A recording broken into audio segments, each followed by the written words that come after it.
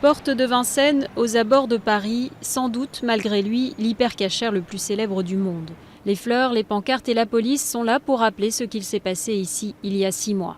Ce matin, Caroline a pris son courage à deux mains. C'est la première fois depuis la prise d'otage sanglante qu'elle y vient avec sa petite fille. Ce matin, j'y ai pensé et puis je me suis dit allez, ça y est, stop, il faut y aller maintenant. Faut plus penser, faut plus avoir peur. Excusez-moi, les bougies de Shabbat. L'appréhension, William l'a forcément lui aussi quand il fait ses courses ici. Mais il met un point d'honneur à venir encore plus souvent qu'avant.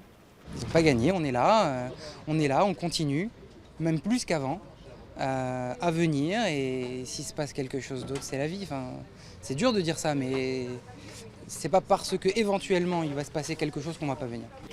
Mais ce vendredi, à quelques heures du Shabbat, il n'y a pas foule dans les rayons. C'était pourtant le cas avant le 9 janvier.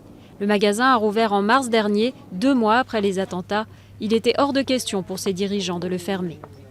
Malgré tout, on essaye de redonner vie, de faire des promotions, des trucs. Mais à chaque fois derrière nous, on sait que y a cette espèce de tâche qui est indélébile et qu'on n'arrivera jamais à enlever, quoi. Il faut vivre avec. Aucun des anciens du magasin, sauf un, n'ont tenu à rester. Beverly fait partie de la nouvelle équipe.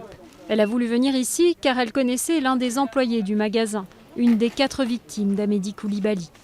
On m'a beaucoup dit t'es folle d'aller là-bas, c'est n'importe quoi, avec ce qui s'est passé, comment tu peux travailler là-bas et tout. Et je me dis que peut-être que c'est ce qu'il aurait voulu.